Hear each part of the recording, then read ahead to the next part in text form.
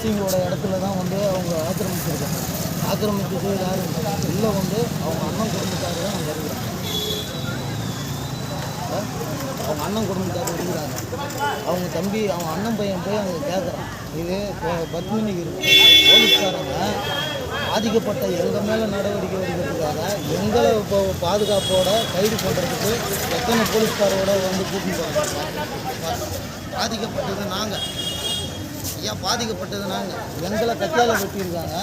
எங்களை வந்து தொடர்ந்து பொய் வழக்கு போடுறாங்க. அந்த வழக்கை அவங்க என்னான்னு கூட்டு விசாரிக்கல, காசும் வாங்கிக்கின்னு இன்றைக்கி நாங்கள் வெட்டு போட்டு ஹாஸ்பிட்டலில் இருக்கிறோம். எங்களை கைது பண்ணுறதுக்கு இப்போ இருக்கிற போலீஸ் எல்லாருமே ஒட்டுமொத்தமாக வந்திருக்கு. காசு கொடுத்தா அப்போ பொய் வழக்கு போடலாம், அதிகாரம் அவங்க பக்கம் இருக்கிறதுனால என்னால் முடியாதவன்னா பண்ணுவான். இதுக்கு முழுக்க கம்யூனிஸ்ட் கட்சியில் வந்து கேட்டாங்க, பேசினாங்க. கம்யூனிஸ்ட் கட்சி நான் என்னவோ அதை சொன்னாங்க. அதையும் மீறி இவங்க உடனே போலீஸ் ஸ்டேஷனை மீறி நாங்கள் டிஎஸ்பிகிட்ட போகிறோம். டிஎஸ்பிக்கு எவ்வளோ கொடுத்தாங்கன்னு தெரியல. நியாயமாக விசாரித்தா இது என்ன நல்லது கெட்டது எதுன்னு தெரியும். ஆனால் அநியாயமாக போகிறப்ப இதில் கொலை கேஸில் தான் இப்படி இங்கே பாருங்கள், என் பொண்ணை போட்டு அடிச்சிருக்காங்க, என் மனைவியை அடிக்கிறாங்க, எங்கள் அம்மாவை அடிக்கிறாங்க. இதெல்லாம் நான் கேட்டால் என் பேரில் ஏற்கனவே வழக்கு இருக்குது, உன்னை குண்டாசில் கைது பண்ணுறேன் அப்படின்னு என்னை மிரட்டுறாங்க. சார், நான் பாதிக்கப்பட்டிருக்கேன், என் மேலே பொய்யா 2 வழக்கு கொடுத்துருக்காங்க, நீங்கள் என் பேர் போட்டுருங்க, சம்மந்தப்பட்ட இடத்துல நான் இல்லைன்னு சொல்கிறேன், உன்னை நாங்கள் கைது பண்ணலைல்ல, அதுவே நல்லது போ அப்படின்னு மிரட்டுறாங்க. இப்போ என்னை வெட்டியிருக்காங்க. நான் வந்து ஹாஸ்பிட்டலில் இருக்கிறேன். அவங்கள போலீஸு ஏதோ அவங்கள நாங்கள் அங்கே ஆம்புலன்ஸில் ஏற்றினு வாங்காண்டே அவங்கள முன்கூட்டியே அவங்கள உள்ளார வச்சு கூட்டிட்டாங்க. திரும்ப இப்போ முன்கூட்டியே கூட்டின்னு வந்து எங்களுக்கு முன்னாடி அவங்கள உள்ளார சேர்த்து எங்கள் மேலே வழக்கு பதிவு பண்ணுறதுக்காக ஏற்பாடு பண்ணுறாங்க. உண்மையிலே பணங்காசு இருக்கிறவனுக்கு தான் இந்த சட்டமும் இந்த காவல்துறையும் இருக்குதுன்னா, அப்போ எதுவும் இல்லாதவங்க நாங்கள் எப்படி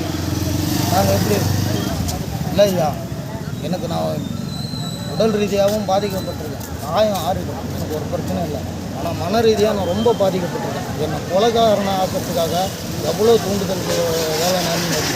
என்னை கொலை கேஸில் என்னை வந்து இப்போ பொய்யான வழக்கு போட்டு இவர் கொலை குற்றவாளி, அதனால் இவரை நாங்கள் கைது பண்ணுறோம் அப்படின்னு ஒரு ஃப்ரேம் பண்ணுறதுக்காகவே இந்த போலீஸ் இவ்வளோ இது பண்ணுறோம். ஏற்கனவே ஒரு சிவில் வழக்கு அங்கே பிரச்சனையாக நடக்கலை. அதை நியாயமாக விசாரிச்சுருந்தா எந்த அளவுக்கு வந்திருக்காது. காசை வாங்கின்னு ஒருதலை பட்சமாக பண்ணிவிட்டு இன்றைக்கி அவனுங்க நான் போய் என் மச்சானை அடிக்கிறானுங்க, ஏன் அடிக்கிறேங்க, விளக்க போன என்ன மறைச்சி வச்சு இந்த கத்தியால் வெட்டுறாங்க. அந்த போலீஸ் வந்து நீங்கள் எப்படி கத்தி மறைச்சி வச்சு வெட்டலாம்? ஒரு எஸ்ஐ சார் வந்து நான் கம்ப்ளைண்ட் கொடுக்கும்போது அவர் பேசின வீடியோவே என்கிட்ட இருக்கு. ட்ரீட்மெண்ட் பண்ணி வீடியோவே அப்புறம் வந்து கொடுவா எங்கம்மா அட்மிட் போட்டாங்க. நான் வந்து இல்லை ஐயா, எங்கள் அம்மாவை 10 பேர் 10 திருநங்கை வழக்கு கொடுத்தாங்க. இல்லையா, நீங்கள் ட்ரீட்மெண்ட் எடுங்கன்னு சொல்கிறீங்க. ட்ரீட்மெண்ட் எடுன்னு சொல்கிறீங்க.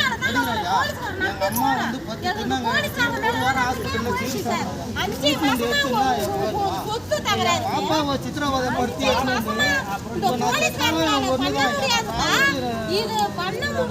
ட்ரீட்மெண்ட் எடுத்து எனக்கு என்ன திரும்ப அவங்க வெட்ட போகிறாங்க, வெட்டுவாங்கன்னா நான் வந்து தப்பு பண்ணுறேன். நான் வந்து நான்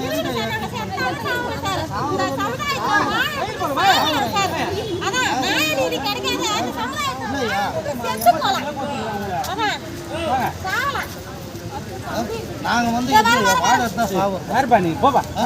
சார், நாங்கள் வந்து சார் எங்கள் அம்மாவை அடித்து ட்ரீட்மெண்ட் பார்த்தோம். அவங்க மேலே எந்த உதவி இருக்குது? இப்போ நான்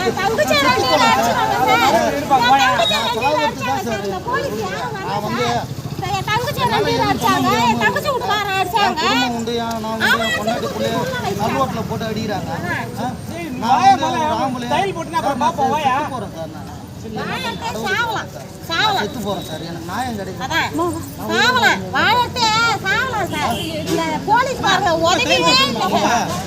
எங்கள் அம்மாவை 1 மாதத்துக்கு முன்னாடி 10 திருநங்கையை கொண்டு வந்து அடிக்கிறாங்க.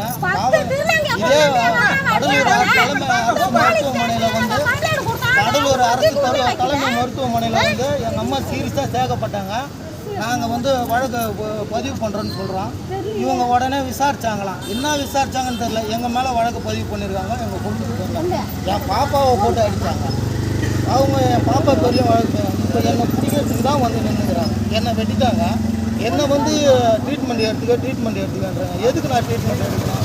அதுக்கு செத்து போகலாம்ல ஐயா. ஒன்றும் வாழணும் இல்லை சாகணும், என்ன அவங்க சாவடிக்கணுன்ற ஒரு முடிவுக்கு வந்துட்டாங்க. நான் அவங்கள சாவடிக்கணுன்ற ஒரு கட்டத்துக்கு என்னை தள்ள போடுறாங்க.